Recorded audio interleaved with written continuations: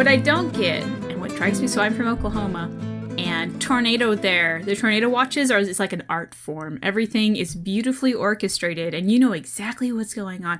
And then in Ohio, with the tornadoes here happen around like really early in the morning for the most part, which is extremely dangerous because most people are asleep, and you don't know jack on what's going on. The news don't cover it. The tornado sirens are going off, and I'm like, what the fuck do I do? Is it near me? I don't have a Doppler radar. How can I do this? Oh, it's that's awful. Interesting. Anyway, that's my rant. You know what they need? They need a tornado watch AI, and that would just solve all their problems. Hey, I like that segue. So I guess we should probably kick off on there. Yes, go for it. So welcome to Splitting the Veil, episode 5. My name is Jordan. I have a YouTube channel called The Exalted March. And my name is Caitie. I have a YouTube channel called Ghildirthalen. And so this is our podcast. If this is your first one, we've got a few under our belt now. We generally talk about Bioware-related topics, mainly Dragon Age and Mass Effect. One day, who knows, we might be talking about Anthem. But for the most part, we tend to stick to Dragon Age lore, Mass Effect sort of themes and issues within the series. Today, as we segue in from talking about tornado warning systems to artificial intelligence, we kind of thought it might be an interesting topic to discuss AI, artificial intelligence, within the Mass Effect universe. It's obviously one of the central themes, one of the main themes of the series.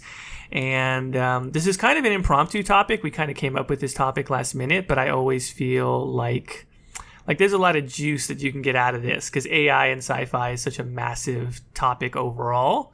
Mm-hmm. And there's certain things that I really like about how Mass Effect did it. Although I am kind of stuck. I'm trying to sit here and like vamp and think of like, if there was a tornado warning AI, how would it go wrong? And I'm like, it's pretty good. Like there's no like, hey, we created synthetics to wipe out human life every 50,000 years so they don't get wiped out by synthetics. I don't think is there that loophole with tornadoes? Like how does a tornado warning AI go wrong?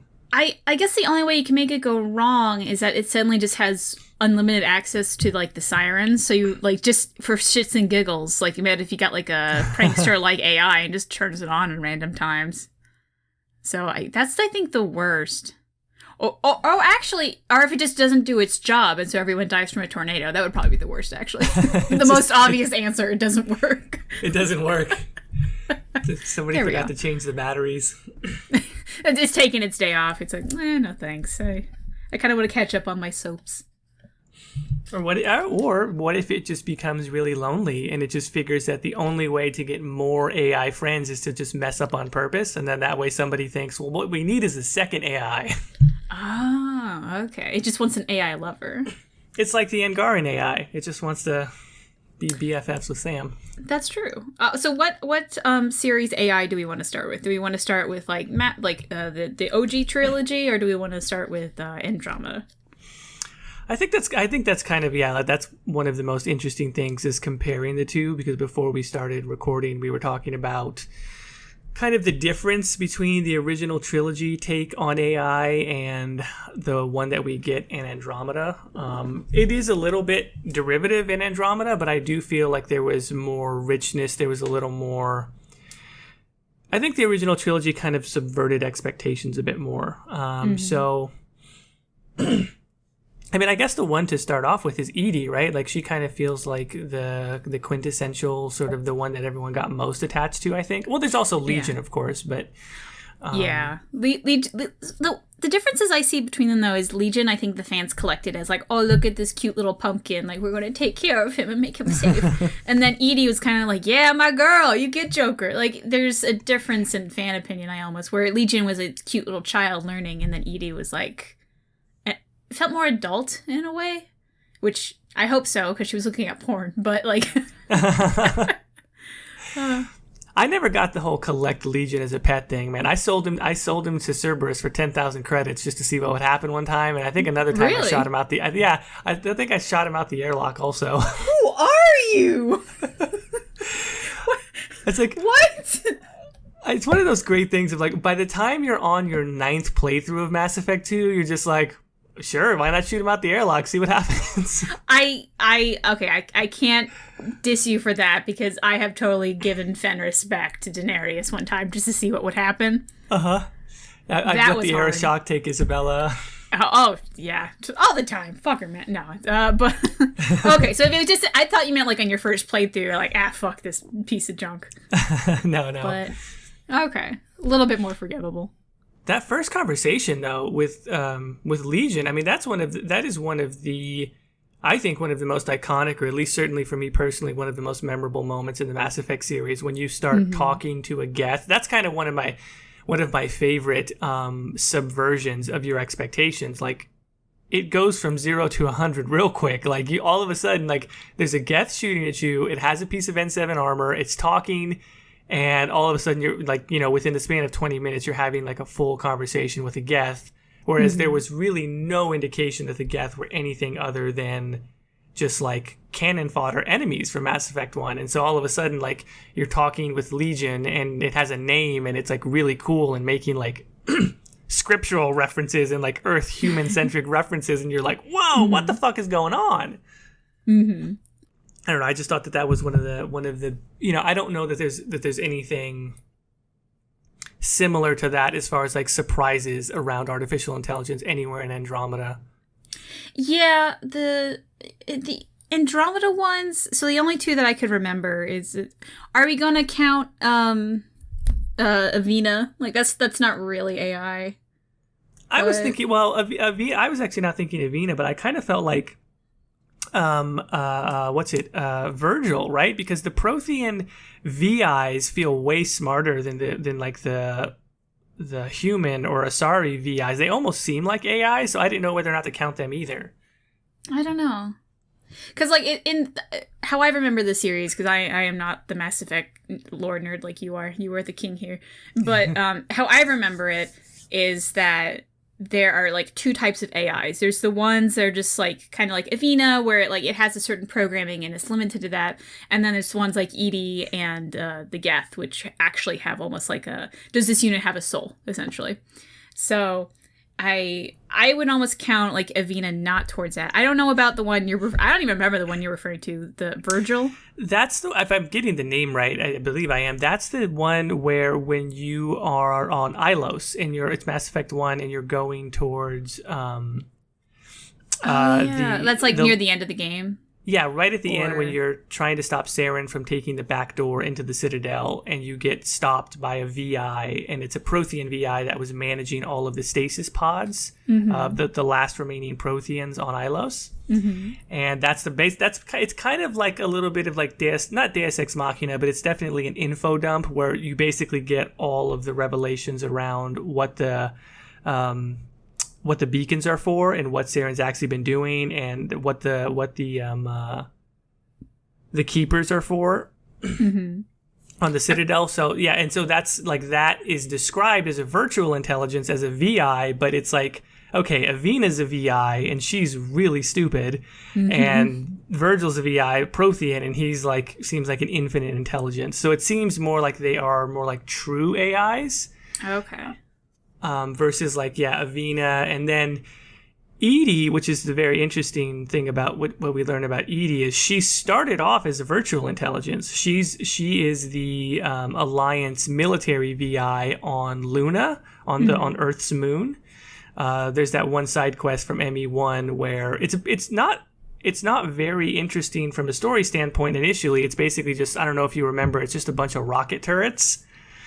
Like you basically have to, you get a distress signal, like there's an Alliance base on the moon, it's going nuts, like we need Shepard to go and check it out. I was so excited for when the first time I played it because I thought we were going to get to see like more Earth content.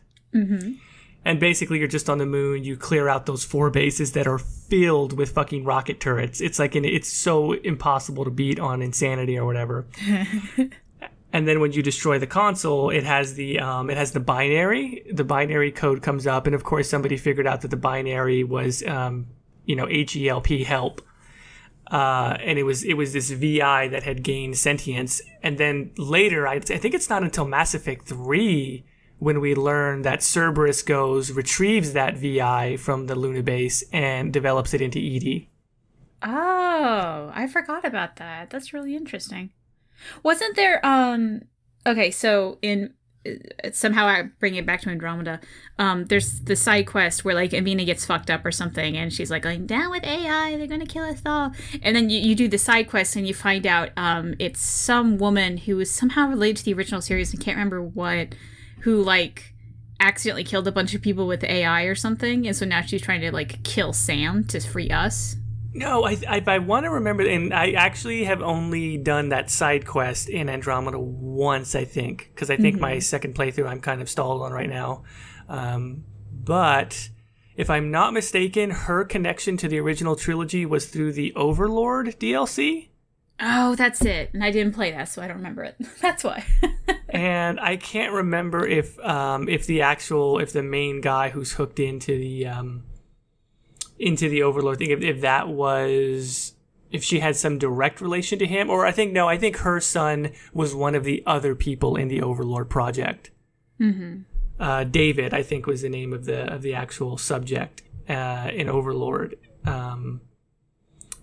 David Archer, and this one, I think what we learn in that side quest is that there's another person that was in that, and I think that's her son, and that's why she's all down with AI. Mm-hmm. Which now we're just talking about Andromeda again. I felt, even though I have not played the Overlord DLC, I felt like it was kind of silly that the way to fix this was just take Sam and like fix the dude's back. Like, I don't know, I felt like too easy.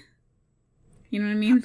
Oh, definitely. No, it's shallow, and it's also kind of a letdown in the sense that the Overlord DLC, from a gameplay standpoint, it's not that interesting, but especially like the final scene and like the implications of it, of like using a human sort of host to sort of like help power cognitive abilities of this sort of networked AI. That's really interesting, and it's tragic, and it's like brutal to look at that final scene and how emotional it is. And so the connection to Overlord DLC is cool, but it's so minor, and like you said, the actual scene itself is just like Omni tool button press. Sam fixed you, and everybody. So it's kind of underwhelming. Yeah, which we were talking about it earlier. The differences between Sam and Edie. I think we both felt that like Sam felt like more computer-esque and perfect and kind of a little bit boring. And granted, there was like that whole joke aspect, but it kind of like was like, oh, aren't you cute, pat pat. But like Edie felt more like a person to me. Like, and Legion too. Like, they were people, they had questions, they didn't know things, and they had flaws. Where I feel like Sam, like, even though they had questions, we answered them, and they're like, gotcha, now I know everything about it. Yeah, no, I think they both did, right? Like, even Legion kind of, I wouldn't say he struggled with it, but there is that great scene between him, and well, there's multiple great scenes between him and Tali. Mm-hmm. Obviously because of the Geth Quarian situation, but like especially the one where it's in Mass Effect 2, I believe, where you have to have a really high Paragon or Renegade check to not lose one of their loyalty, if I'm not mistaken. Mm-hmm. That's an interesting one, man. Like, I remember the first time, I think for whatever reason, I didn't have the Paragon or Renegade high enough to pass the check. Mm-hmm. And I just went with like a regular option that was like lower left or something like that. And it's crazy because I'd never seen that dialogue out in Legion. Like the fucking claws come out. Like the fucking the Geth claws come out, and he says something to the effect of like my civilization will not be destroyed again or something. Like I had never seen the non like red or blue Paragon Renegade option because I'd always had enough points to check it. Mm-hmm. And so when I went with the regular dialogue option, like just seeing that dialogue come out of Legion, I'm like, oh no, I kind of do get it. Like I think Tali might be right. I think we need to shoot this guy out the goddamn airlock. I think it was on the next playthrough that I was like, no, let's just see what happens if we shoot him out the airlock. Yeah. So on the Geth versus Quarian, do you have an opinion on which one's better, or they're both, or what? I mean, I do think obviously that they take a good amount of time to make it even and to make it, so that people have the debate. Obviously, that's what makes it interesting, is that it's not black and white. But I do tend to fall, and I always have kind of fallen on the side of like kill all the fucking robots, like don't trust them. Mm-hmm. I gotta say I'm the same, because Tali is like my favorite character. I'm really weird. I have very specific likes when it comes to my female characters, and Tally just hits all the marks, and I love her to death. And so if for some reason even though when I played the like Legion's last mission, I had enough to like make a truce. In my mind, is like, if I fuck this up, Tally's winning. Like, I'm sorry, dude. You do have a soul, and I'm gonna murder your civilization. But Tally's my girl. I can't just not. Oh, so. That's amazing. Like, yes, you have a soul, and I'm gonna send it straight to robot hell. Sorry, man. Nothing personal. Like, I can't just not side with Tally. She is my her and Aveline are like my personification of what I feel like I am. So I need to protect them. How does Legion? How many ways can Legion die? You can stab him, right? But then Tally shoots him with a shotgun if you don't stab him, right? I don't even remember. The only one I remember you definitely can do is at the very, very end, you shoot him if he doesn't stop the uploading the code to the rest of his buddies.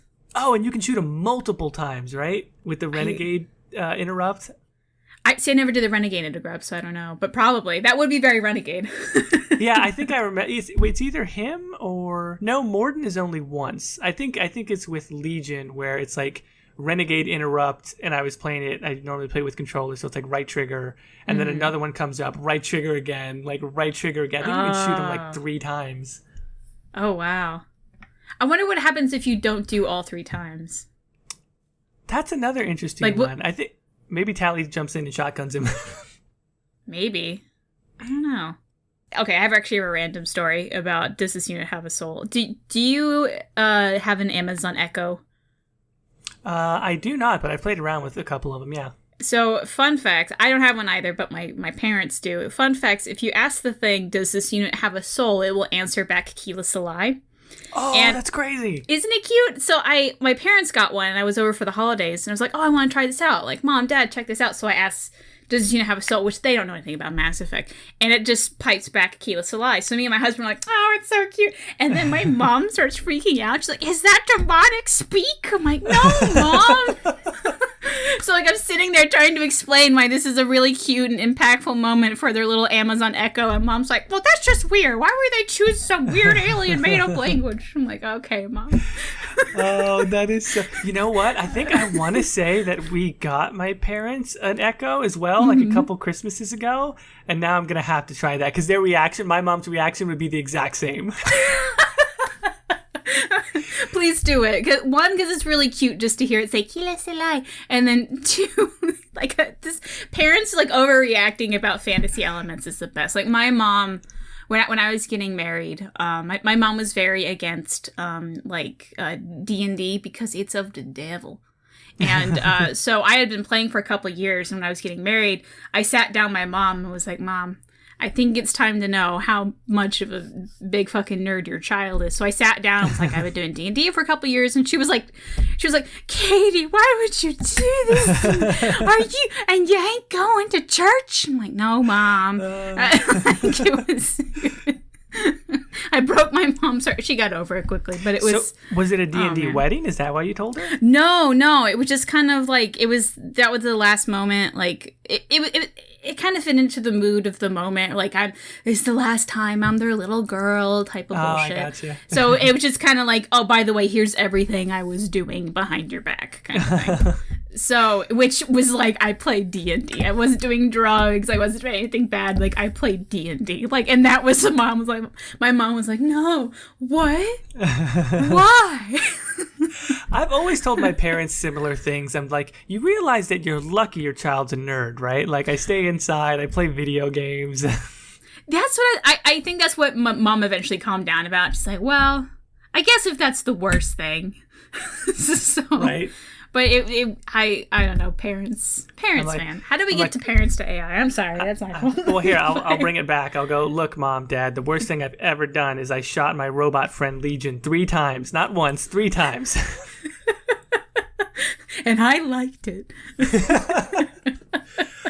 So Legion, I guess what got us started on that was like the flaws of kind of Legion and Edie as well. Mm-hmm. And it's interesting. It was always interesting to kind of see Legion, especially in that moment too. Like, it's not that he's evil, but yeah, pushed into a corner, like the Geth claws come out, and then sort of, in a way, it's like, it's scary because he's an AI, he is a robot, and he's asserting like, no, you will not kill me, you will not kill my people. But oddly enough, that's like the most human or organic reaction that any alive thing has, is like self-preservation and backed into a corner, like, I'm gonna fight for my life. And Edie kind of has a similar thing, I guess, going back to her as her VI origin. But in a way, I think Edie kind of has that one conversation in ME3 where she's just like, what is it? Like, she's talking about altering her self-preservation instincts to potentially include self-sacrifice for the crew. Mm-hmm. Mm-hmm. I don't remember any of this.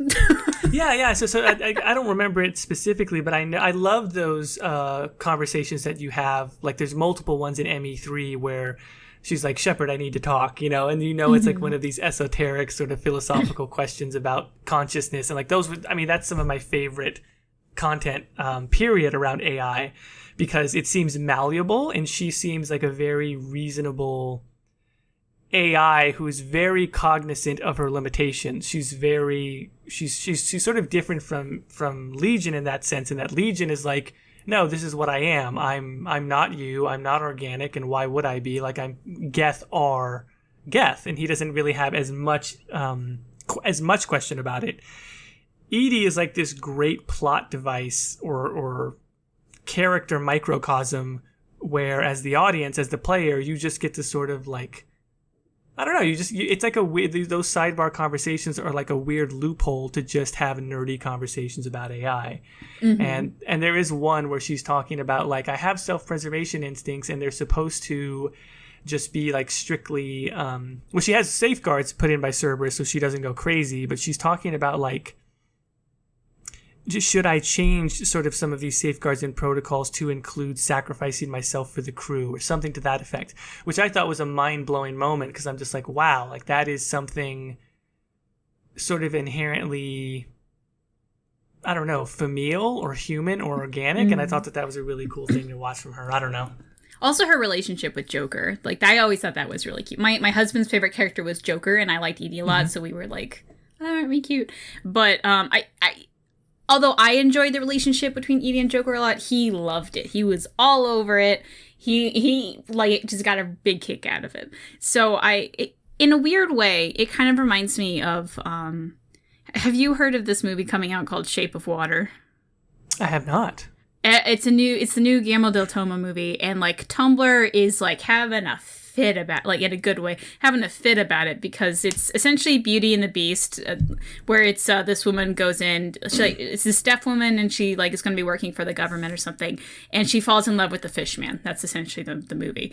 So it's this not typically human thing, or something that's not really seen as a human, and a human falls in love with it. It's just that general story. And I have always had a soft spot for that kind of stuff, and I think you really get a sense of that with Joker and Edie. Joker, I think, had a thing for Edie before the body, and it's I think it's a wonderful love story, and I'm so glad they included that, because it is interesting to think about, like, their relationship. How is that going to, his brittle bone disease, how is that going to work with mega ultra powerful Edie? Right. And then also, I kind of also want to segue this into, like, the original series did so many interesting things with AI, like falling in love with it. Is it actually a soul? It's like the collective mind and becoming its own people kind of thing. When they were going into Andromeda, what new story were they going to tell? Because it seems like a lot of the AI that we saw with Sam and the one on Valed, it kind of just felt rehashed a little bit. Like, Sam kind of just felt like a toned down Edie a little bit, and the one on Valed just kind of like an angry a Legion, but without its people behind it. Like, it didn't feel new, it didn't feel exciting. It just kind of felt like, oh, all right. Yeah, I think that's Sam felt like everything about AI from the original trilogy with all the holes plugged up.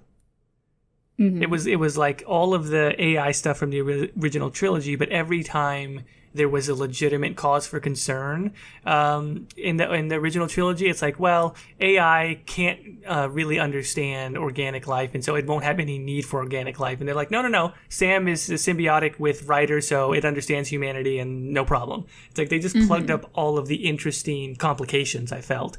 And that's exactly what makes AI interesting, is the complications, is the fact that it could legitimately be a bad thing, or it could legitimately be the next step forward in human evolution, etc.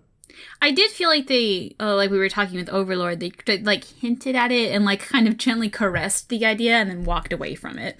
Like, oh, aren't you worried that this thing is connected to your head? And like when you're in the Archon base and it like kills you momentarily and everyone's like, that seems worrisome. But like they don't actually ever do anything about it. Like, I think like if Andromeda was to get a sequel, I'd be really interested to have like what happens when Sam gets really pissed off at you. Right.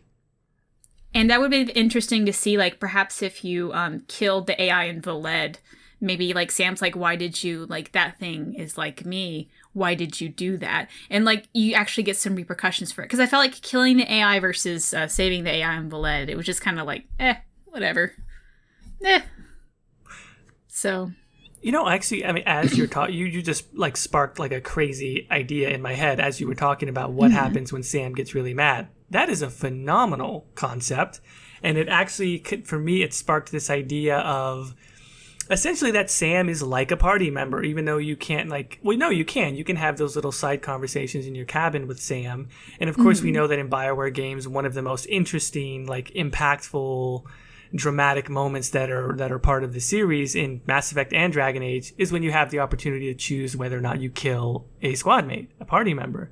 Yes. And I think in that moment with Legion is so interesting because he is up against the wall and he is sort of faced with his own survival. So on two levels. One, how interesting would it have been if you were able to kill Sam by like removing him, like taking him out of your brain? But then you would have died though. Well, that's true. That from a lore standpoint, it is kind of locked in that way in Andromeda. But I do remember in pre-release, like especially on our Mass Effect subreddit, I was one of the people, and there were many people who were saying, AI integration, synthesis ending, all of the stuff that Cerberus was trying to do. That was a major point of contention in the original trilogy, pro and con. We should definitely have the option at some point in Andromeda. We were hoping to say, no, I don't want this thing in my body and have a way to get rid of it. Yeah. They didn't even come close to that. There, at no point are you really even able to express that much doubt over it, which I know a lot of players felt frustrated with. So, yeah, number one, how interesting would it be if there was an opportunity to remove Sam and get rid of him and watch him sort of fight for his own survival? But two, and this is really sort of like oddly philosophical, but interesting from a thematic standpoint. What if there were some sort of situation that caused Ryder to have to face his or her diminished ability without Ryder, but that they had a moral obligation to remove Ryder? Something to the effect of, I don't know. Do you mean Sam or? No, I'm sorry. Yeah, Sam. It's a Ryder having to remove Sam. Something equivalent to a destroy option at the end of Mass Effect 3. Something that would cause Sam to have to be deactivated or destroyed, but it would save a bunch of other people. And the player has to make that choice. That now I'm like imagining like somehow at the end, what's the like inverted planet? Is that the Meridian? Where it's like the planet where the part where you live on's on the inside. Yeah, Meridian. Meridian. Okay, so maybe like the Meridian like isn't powered up completely and needs that extra bit of power, or like maybe like the Meridian was primed to be like an AI needs to take care of this place, but doing so you have to sacrifice yourself because Sam needs to be the one to be the AI to control like the weather patterns or something like that, where you're like, oh shit, for this thing to work out, for my people to have a home, I have to die, or like I don't want to do this. We can easily, we have plenty of planets we can go live on and share with the Jaws race and Garin. So I think that would have been a really cool ending, and that probably would have given a lot more weight, because I do feel like even though I do like the happy endings and I like having the choice of happy endings, Mass Effect Andromeda just ended up being like, well, everything's all right now, hooray. It's like, it was Boy Scout. It was the Boy Scout ending.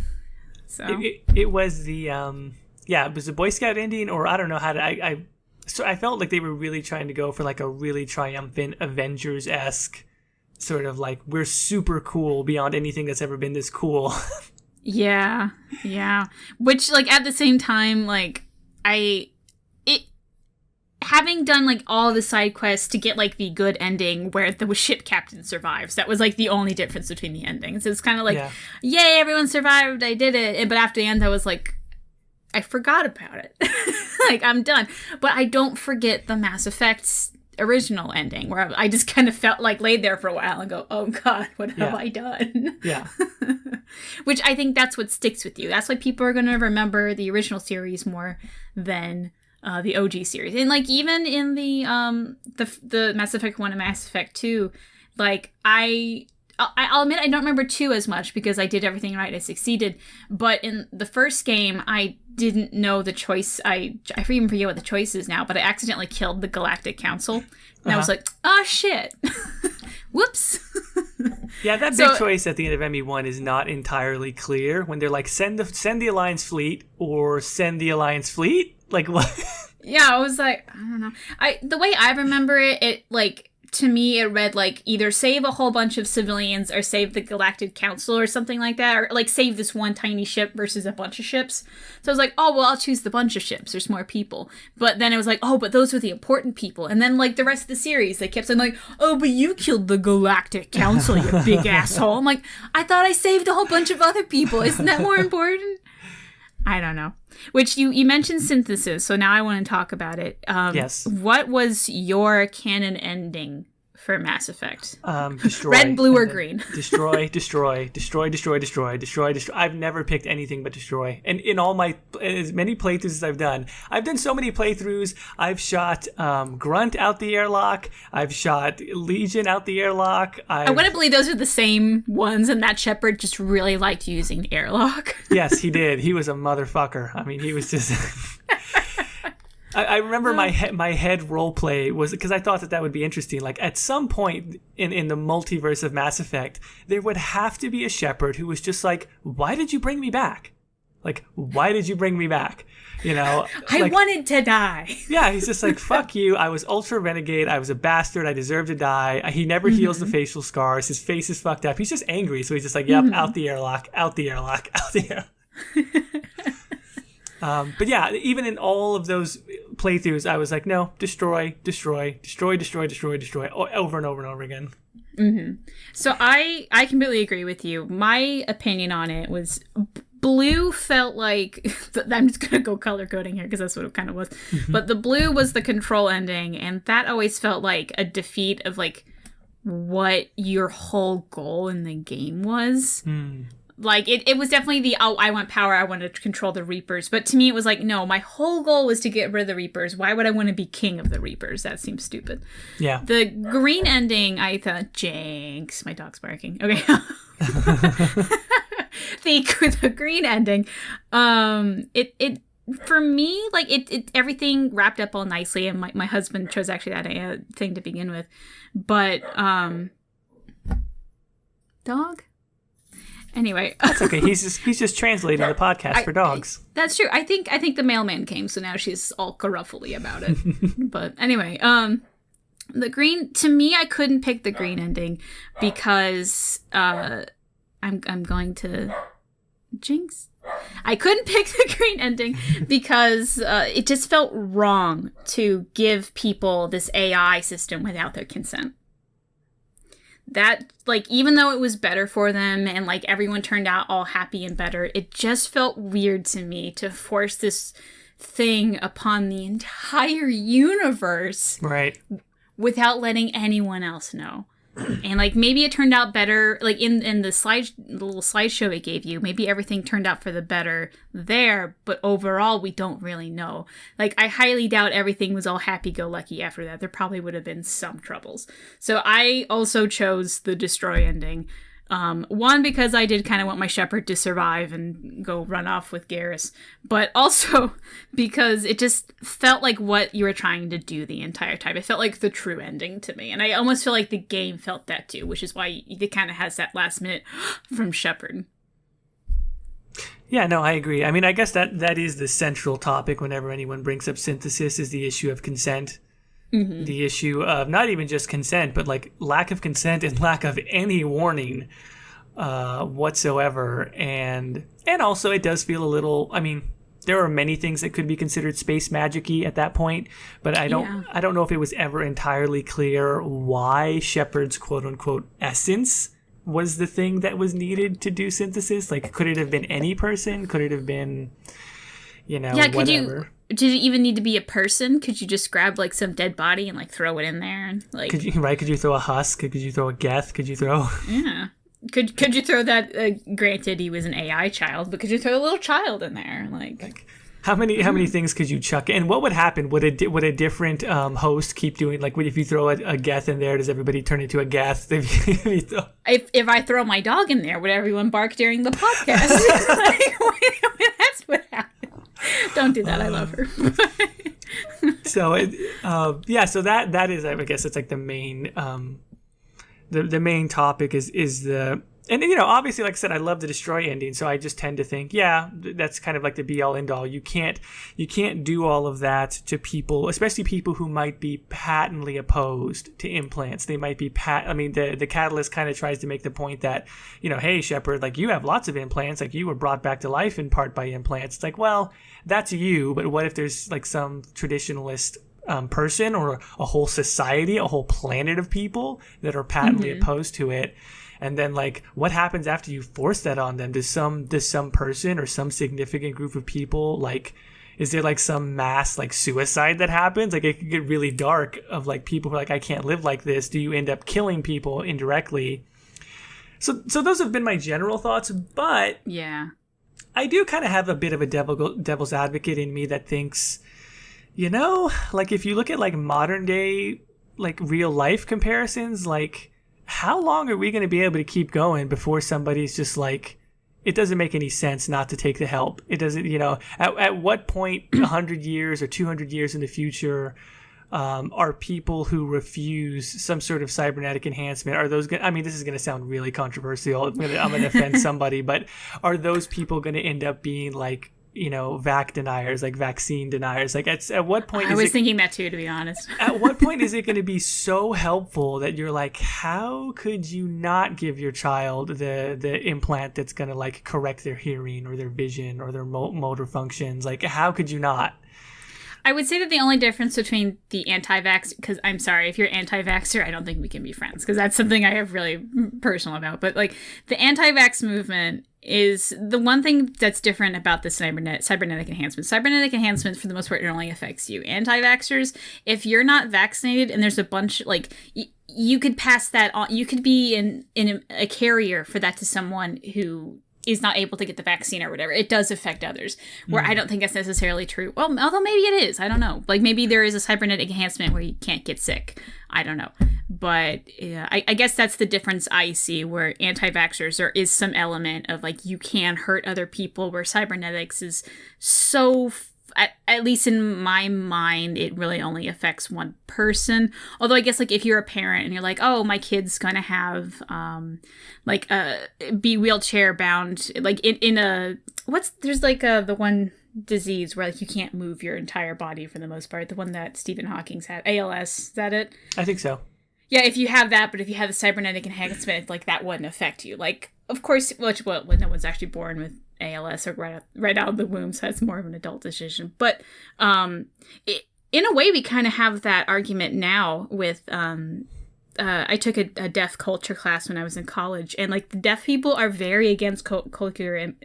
the implants you put in your head that I can't pronounce. Starts with the C. Cochlear implants?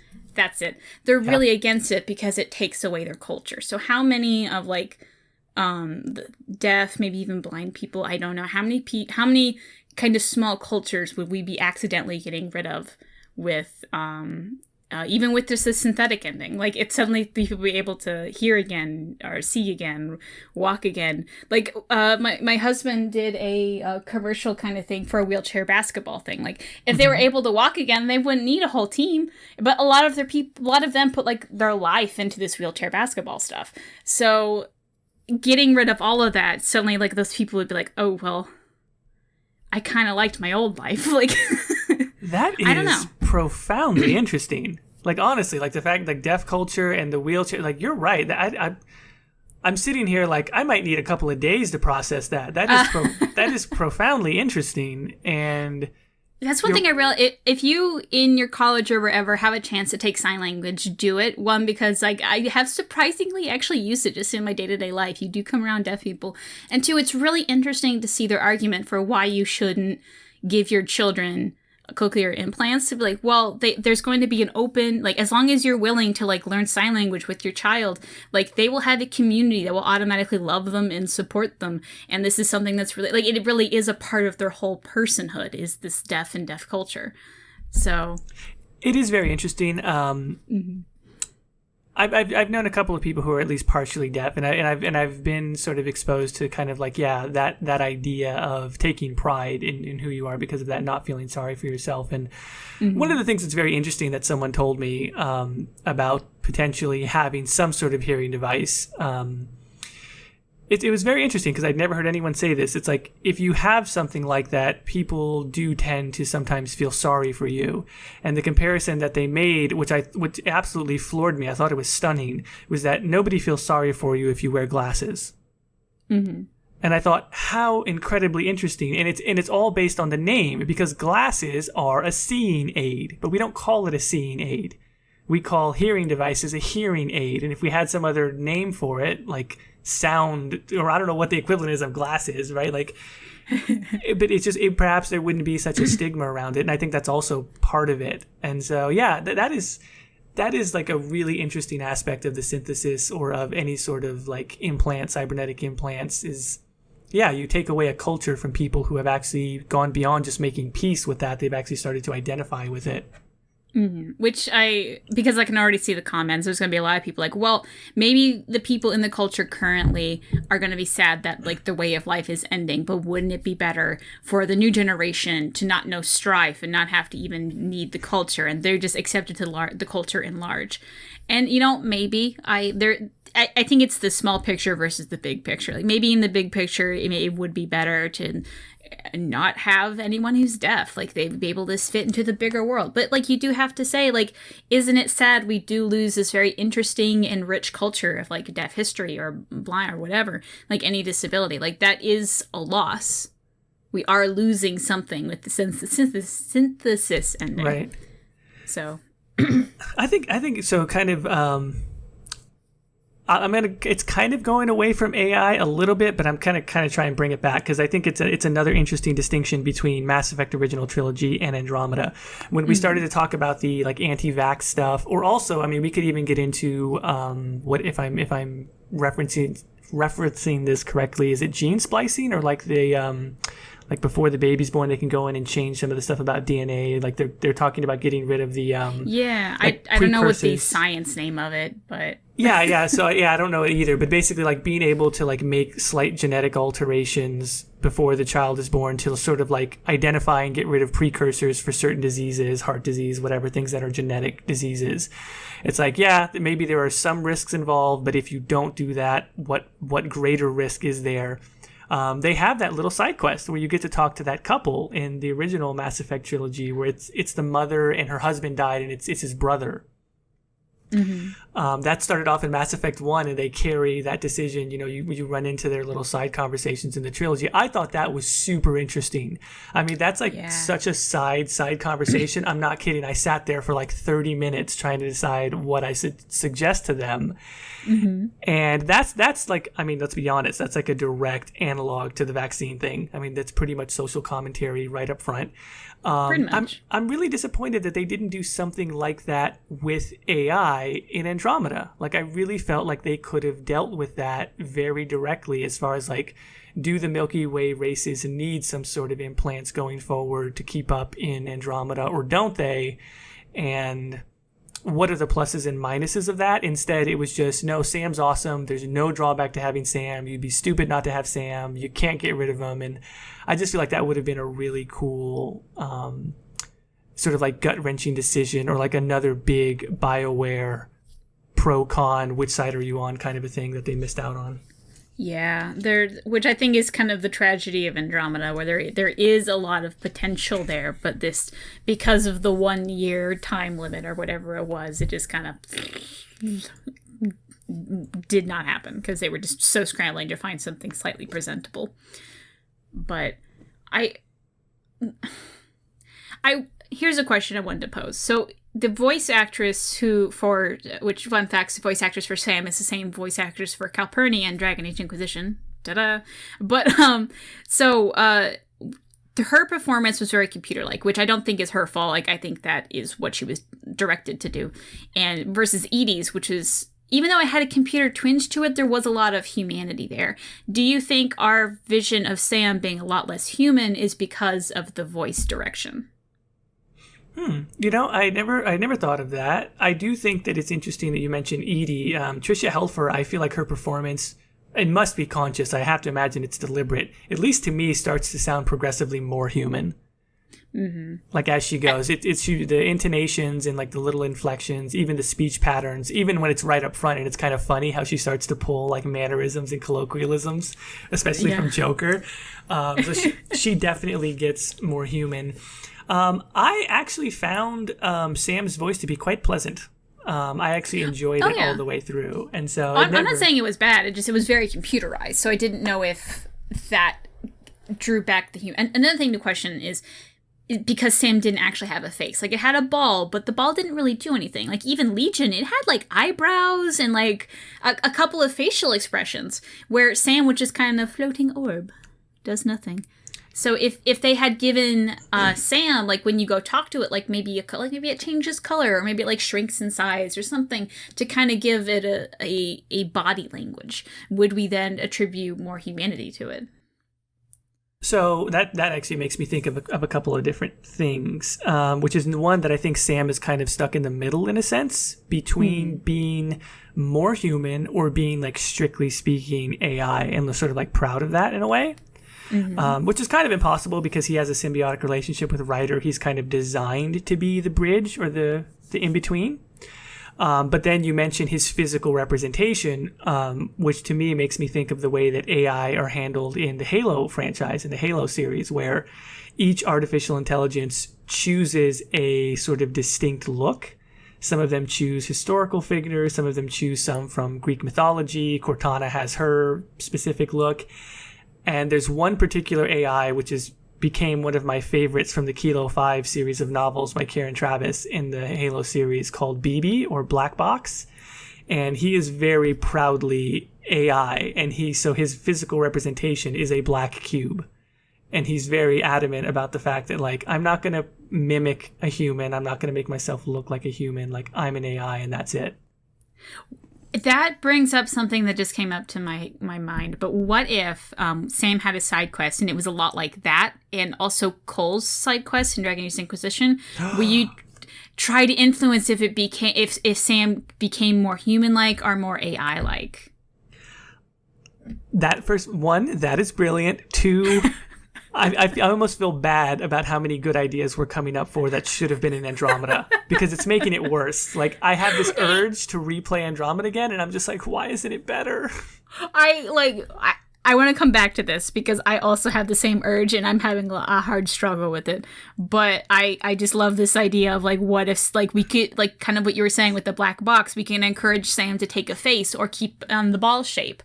Like, no, like, we should be one, we should be human, everyone should be human, humans, great, human. Or Sam, be yourself, you can do whatever the fuck you want. If you want to be a ball or a cube or a what's on my desk, a ruler, like, do whatever you want.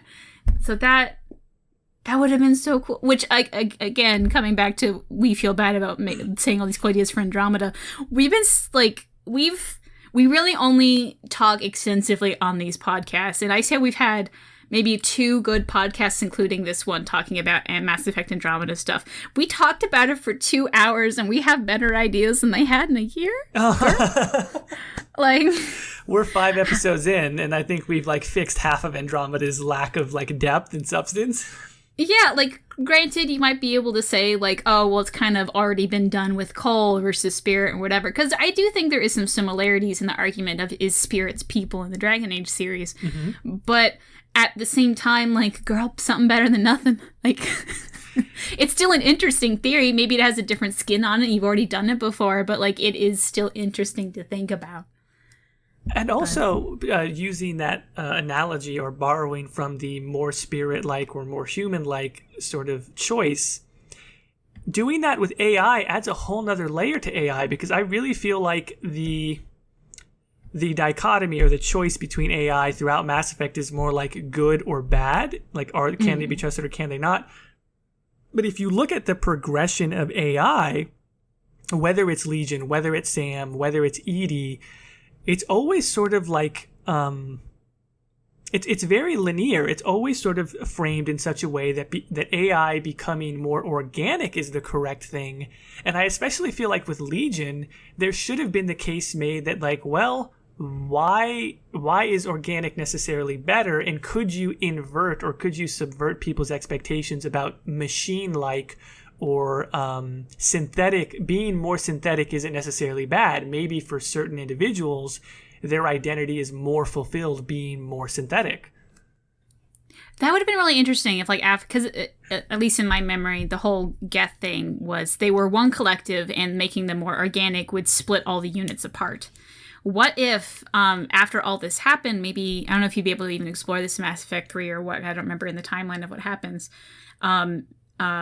What if a couple of them says, no, I don't like being one unit, I want to go back to being collective, when then the Geth have like a civil war of collective versus individual? Like, that would be something interesting to explore. I don't know how you'd be able to do that in Andromeda or whatever, but yeah, this more argument towards machine being okay on its own and, like, you don't have to be organic, I think would have been a really interesting way to take.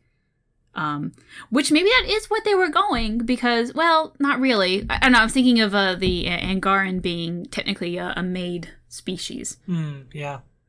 So, and if they are kind of organic AI in a way, because, like, there was something weird with, like, past lives. Maybe, like, that's them downloading memories or transferring the AI or something like that.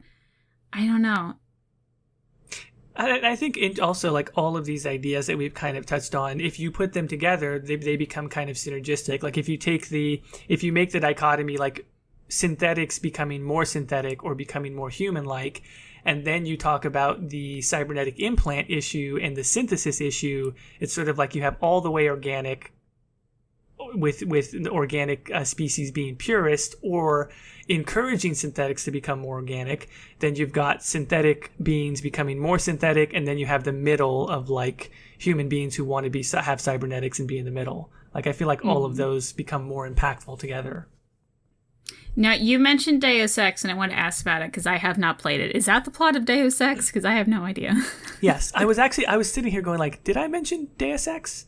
I think I did. I think you meant, I already forgot what the thing is. Everyone can rewind, but I can't rewind my time. But yeah, you mentioned it. I'm assuming you played it. I have not. I just know there's some sort of, like, implant-based plots, but I didn't know if, like, we're saying all these cool things, and the reason they didn't go with it because, oh, that's just Deus Ex. so yes, a little bit. And so that's actually so interesting because I wanted to bring up Deus Ex. I played, the original and Deus Ex 2 back in the day, obviously. I never played Deus Ex Human Revolution, and I never played the sequel to Human Revolution until recently. I'm actually, of course, kind of in the middle of a Human Revolution playthrough. Okay. I love it. It's a little bit older now, so I guess it's from like 2011 or something, but it's like just really, really deep branching storylines and conversation wheel. Anyone, for whatever reason, if you're a fan of Mass Effect and Bioware games, and for whatever reason you're like me, you just skipped out on Human Revolution, go play it. Because the dialogue trees and branches are very deep, and there's great variety in how plots conclude and how you can handle missions. So you would love it. But yeah, they do deal with this head on, which is like, what is humanity? What does it mean to be human? What does it mean to have these implants? Is it good? Is it bad? There's an element of class involved, right? Because of like the money involved. There's all these different things. So yeah, I imagine that maybe BioWare was mindful of that, but especially because BioWare has the element of like these really super intelligent artificial intelligences that you create relationships with. I feel like it would have been distinct because of the relationships you can build with AI characters. Okay. I will take your word for it because I haven't played the game, but it kind of sounds to me like you're saying, like, even though Deus Ex touched upon it, Mass Effect, or this new Mass Effect, Andromeda would have had a interesting take on it. Deus Ex does it in a... it's hard to describe. I guess they just do it in a very Deus Ex way. Like, playing through it, it's vaguely similar, but it's also like defining distinct. a word with the word. Deus Ex is very Deus Ex. Yeah, exactly. What else was it? Okay, so... There's, I guess, a couple of other things that I should mention, at least briefly. Well, let me mention this now, because it's probably the best segue. The zha-til, right? And we kind of briefly touched on this in pre-show. Like, So the zha-til, we were talking about, like, all of the different AI things that we should include, like which characters and which, the Geth, et cetera, et cetera. I guess we haven't really talked about the Reapers too much. I guess we could in a way, although ultimately aren't the Reapers just... They're like, or they're almost like the synthetic ending, but you also bring up the reason why I didn't like the synthetic ending. We essentially became the Reapers, but prettier. Yes. Yeah, so... Because that's what Reapers are, right? They're like an entire species or an entire planet sort of forced into this. What if, tinfoil fan theory time, what if things weren't actually prettier, but our synthetic eyes are making it look like that? Oh, that's like real. What's it called? What was the theory again? The indoctrination theory. Oh yeah. It's been so long since I've even looked at it that maybe that is a part of the indoctrination theory. I don't remember. It would fit very well, right? Like basically, we are making that human Reaper, but once you do it, it looks like something prettier. You're right. But yeah, Reapers, I don't know, for some reason Reapers don't feel like the traditional, like they don't struggle with that notion of, does this unit have a soul? Like, to what degree should I alter my programming to become more organic? Because they were sort of crafted purposefully to change an entire organic civilization into this thing. So I kind of feel like they wouldn't struggle with that same... That would have been interesting if they went there, but at the same time, that would have humanized the Reapers, which I don't think they really wanted to go in that direction. So... Yeah. So I guess maybe before we touch on the zha-til, because there's not too much there, we don't know much about them, but like I guess since we're kind of touching on the Reapers, the Catalyst. I mean, the Catalyst certainly is an AI created by the Leviathan. That is such an interesting and complex story that I don't think sometimes gets as much analysis as it deserves. I remember at one time I wrote up this whole huge long thing about the Leviathan, but yeah, I mean, they basically did create an AI that to me, the Catalyst essentially fails, right? The Catalyst was essentially made to keep the Thrall species that served the Leviathan safe, and somehow arrived at the conclusion that it should destroy them all periodically in order to keep them safe. I don't know. Is the Catalyst a good AI? Like, is it interesting, or does it feel shallow to you? I guess my first question... I didn't know about the Leviathan until I was looking up the DLC, because I think they only really talk about the Leviathan in the Leviathan DLC, don't they? For the most part, and they added... That DLC adds... maybe like 2 dialogue options to the final conversation, because you can ask the Catalyst about them. Oh, you can? Yeah. Well, see, I didn't have... The only DLC I had was the one for Javik and the one for the big fan service party. Yeah, that one. That's the only ones I've had, plus any free ones. So I think it's really shitty of Bioware to have that really interesting story and almost necessary story locked away in DLC. But whatever, that's not what we're talking about. The Catalyst, to me, one, why did it take the form of a little boy? Which maybe that's just like because Shepard was like really had some trauma with the little boy. But why would they choose to do that other than like, don't shoot me, I'm something precious? It felt very manipulative, I guess is what I'm trying to say. Yeah, literally no one knows. Like, that is honestly one of the things that they never address, and it's super annoying because it's infuriatingly dumb. I guess how I read it, because I went into the series like well after all the drama, I just was like, well, I know this part's gonna be shit, but let's whatever. It felt kind of manipulative to me that like, oh, I'm gonna be something that's been disturbing to you. I'm going to be the children you've seen die. That would kind of like maybe stay the hand of you trying to destroy it or whatever. Because I think when you go towards the destroy ending, doesn't it like beg you to not do that?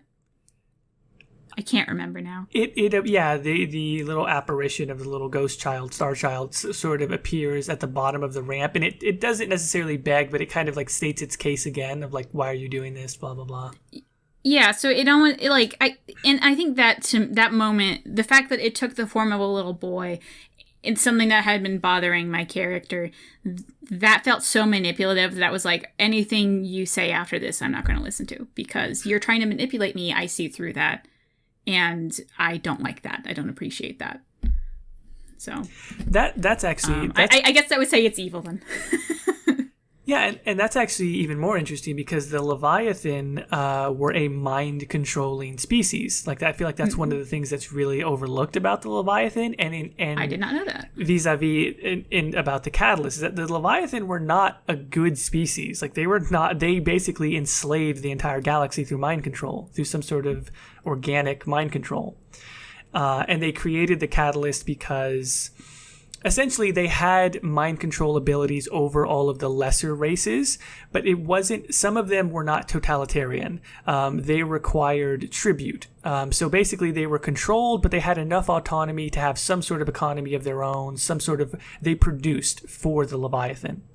And so in being productive thrall species and productive slave races, they created AI, and then the AI kept destroying them. And so the Leviathan, being semi-benevolent, were like, well, we don't really care about if we cared about them, we wouldn't treat them as slaves, but we care about them enough that we want to protect our slaves from themselves. That's why they created the Catalyst, which was to solve that problem somehow, which is like, there's so many ways you can criticize that, of like, we have a problem with our slave species making this mistake of creating AI to solve their problems, so we're going to create an AI to solve our problems. It's problematic in and of itself. But yeah, so basically the Catalyst was essentially, I mean, this is going to sound kind of harsh, or maybe it's like not the proper comparison, but kind of as like a slave master AI. It's like, hey, we're going to create this AI to keep our slave races in check. I never found it to be a compelling argument that somehow the Catalyst is good. It's like, no, you exist because the Leviathan wanted to enslave the galaxy, and that was backfiring on them. The amount of autonomy that they were giving to their slave species led to the production of AI races that were destroying them.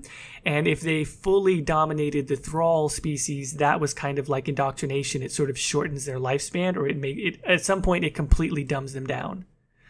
So they couldn't do that either. And so the Catalyst was sort of made to like manage them.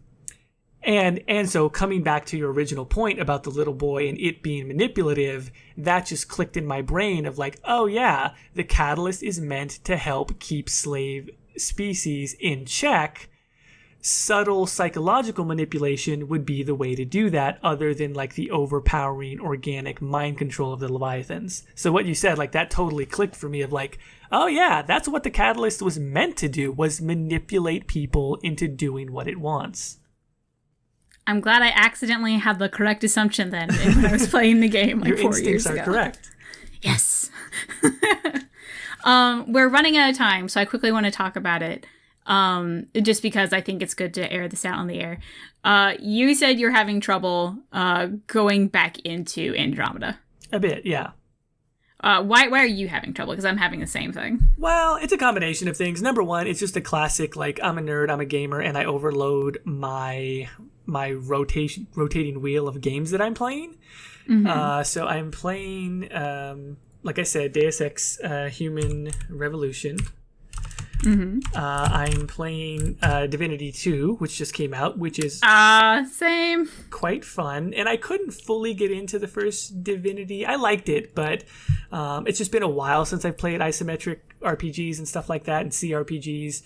Divinity 2 is a little more accessible. I appreciate the fact that it's fully voice acted, blah, blah, blah. Yeah. And then I like sports games because I played sports when I was younger, so I'm also playing NBA 2K, the new one. And so like all of that, trying to play all of that, and then it's like, oh yeah, Andromeda. I was in the middle of a second playthrough / third playthrough, and so that's partly it. And then I have forever been meaning to make a video about this, but Andromeda has a really, really bad pacing problem. And I feel like sometimes this might be something that I do as part of the Relay series. People complain about like quote unquote bad writing or quote unquote bad plot, and they don't sort of have the training or the skills to identify specifically what that means or what that is.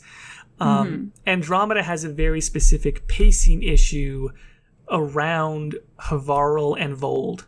When you get to that sort of open where you can sort of choose which one to go to first, you kind of have some autonomy. It's a sort of semi-branching, semi-open world part of the game. They really lose the pacing at that point. There basically is no pacing. It's sort of this void without urgency, without clarity about where you should go. And it's meant to make you feel like you have openness and freedom, but instead makes you feel like nothing is important and you're doing a bunch of fetch quests. And then on top of that, the world designed for those two planets is really bland and really not interesting. And when I get to that point in the game, I just go, okay, I could spend the next hour getting through these quests, or I could go play Deus Ex Human Revolution and see like really interesting quests that have a lot of branching, etc. See, my problem is, I guess it is also based in the pacing, but another thing I'm having trouble with is that I just can't, this could be really shallow, I just can't get past the character creator, because I feel like no matter what I do, it's not mine in a way, and that really bothers me a little bit. Like, even though I'm like pumping those mods in, like something about it, I'm just like, this, the facial structure just looks so like it's still, no matter, I feel like no matter what you do in the character creator, the facial structure still just looks like the base head. Like nothing you can do can fuck with it. And so like I tried to just roll the character I had to begin with, which, so I upgraded my computer in between when I first played it and now. Oh, nice. And my graphics were so shitty on the first computer that it looked different. So I was like, oh, this doesn't look like anyone else's, because it looked like she had a pixel for a head.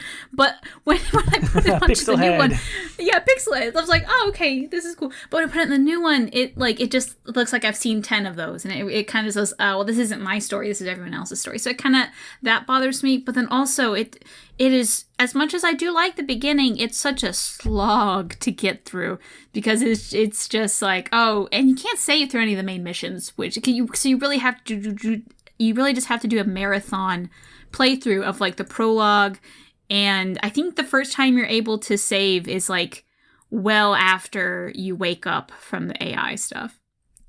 So yes, that is true. And yeah, the character creator is kind of a thing. I will say, for people that have watched the 4K playthrough that I've uploaded, if you just do default writer with male writer with a couple of mods, he does look way better, especially if you remove the stubble or you alter the stubble. There's a couple of mods that make the stubble look actually sort of handsome and not like kind of like hobo-ish.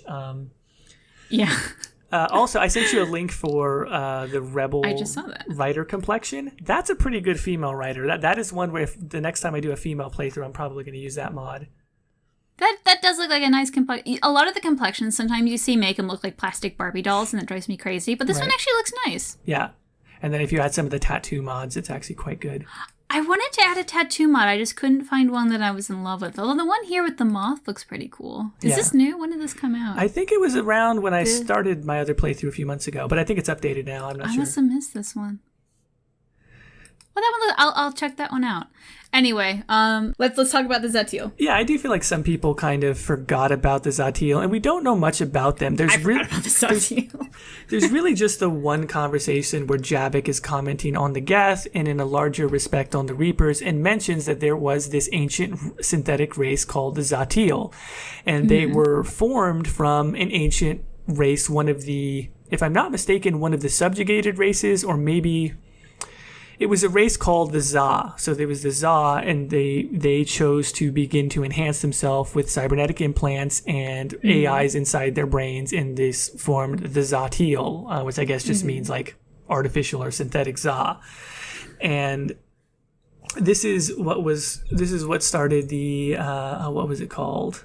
The Metacon War. And that was like the big war. That was like the Quarry and Geth War before the Reapers started their harvest in during the Prothean cycle. And it's interesting because it really forms a lot of Javik's views on synthetics, which is just like, purely speaking, synthetic is bad, synthetic races are bad, you should wipe out these Geth, shoot them out the airlock kind of a thing. But I just thought it was interesting that like the zha-til were a race, unlike the Quarians who made robot slaves. They chose willingly to start incorporating these cybernetics and these AIs into themselves. And it specifically, I think it specifically says in the Codex entry, or Javik maybe also mentions it, that the fact that they had that is what made the Reapers able to come in and start. They took them over very early. And if I'm not mistaken, I think it was even... Yeah, I think it is basically insinuated, or either maybe even directly stated, that the Reapers started the Metacon War sort of furtively or clandestinely, because they were affecting the zha-til without the Protheans and the zha-til knowing that it was the Reapers who were doing it. So they started the Metacon War to weaken the Protheans first, and then once the Protheans were involved in this war with the zha-til, that's when the Reapers started their full-scale invasion.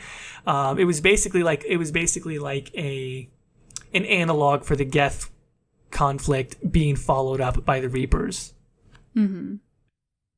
That's interesting. I vaguely remember Javik mentioning this, but it didn't really, I don't remember any of these interesting details. It becomes, I guess, like a good counter argument to what we were talking about earlier with the synthetic ending. Like, if you were to say, like, no, synthesis would be good, and or the Deus Ex sort of viewpoint of well, it's all sort of heading that way anyway. I guess the Reapers, or you could say even like the Jardan in Andromeda, et cetera, if there's a hyper powerful synthetic race out there somewhere, are you making yourself susceptible to hacking, essentially, to being reprogrammed? However, there is also the argument to be made that the Leviathan were mind controlling people through some sort of biology.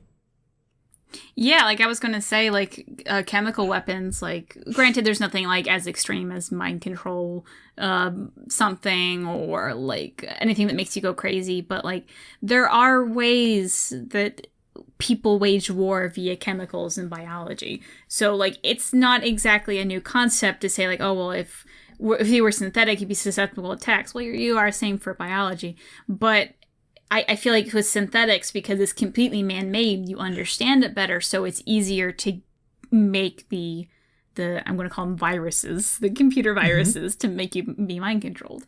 So I guess you could say that the Leviathan were able to mind-control everyone through biology, but it seems like, at least in the history we know, in the history of the Mass Effect universe and then the Javik, they were the only ones to be able to do that we know of.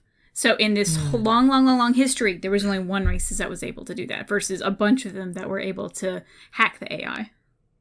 Yeah, that's also really true. Yeah, and besides, biology is a sensitive thing. I mean, if we as humans, in real life, actually acknowledged how much our neurochemistry and how much sleep patterns and dietary effects actually affected our mood and what we think of as our personality, oh my God, we would realize that we're like little machines being fucked with by you have too much sugar, you don't have enough sleep, you have these weird emotional spikes during blah blah blah. It's And a lot of medicine, my parents are in the medical field, and a lot of the times, I'll ask a question Mom, Dad, why is X or Y happening? And they're oh, I don't know. And I'm well, you guys don't know? I'm no, in medical knowledge, we have no idea how, the brain works, or, a bunch of other things. And there's a lot of medicine out on the market. There's one non-prescription medication that's really common. I can't remember what it is now, but, no one really knows how it works. It just does. It just makes the headaches go away, and no one really knows why. Like there's just a couple of things that we take in our body daily that like it does work, but we don't know why. I mean, and not only that, but like there's like drugs that have become insanely popular. Like Viagra was supposed to be what, blood pressure or something? Yeah, it's some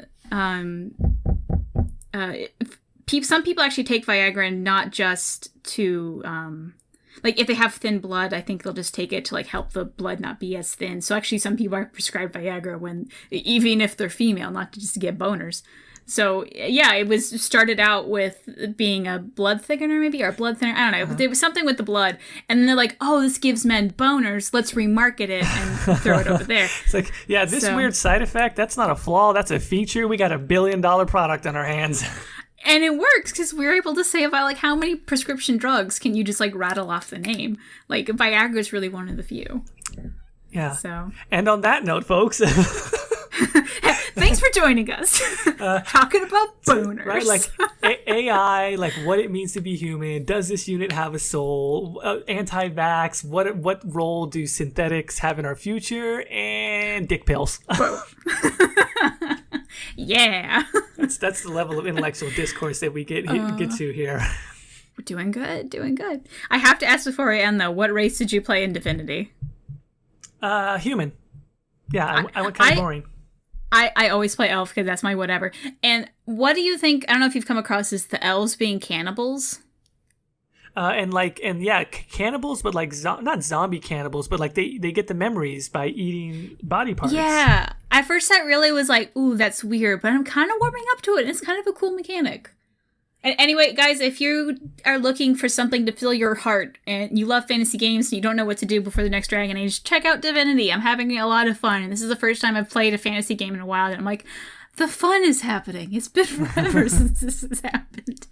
Anyway, so I think with that, shall we say goodbye? Yeah, I think we're good to wrap up. If people want to find me, still really no Twitter I'm on Reddit under my personal account, but really just look for me on YouTube under the Exalted March. Mm-hmm. And you can find me on YouTube as Ghildirthalen. I'm actually on Twitter at Ghildirthalen, and then I'm on Reddit as Gillenon. So PM me if you want to suggest a topic. We would love to hear from you guys. All right, and with that, Daresh Shiral.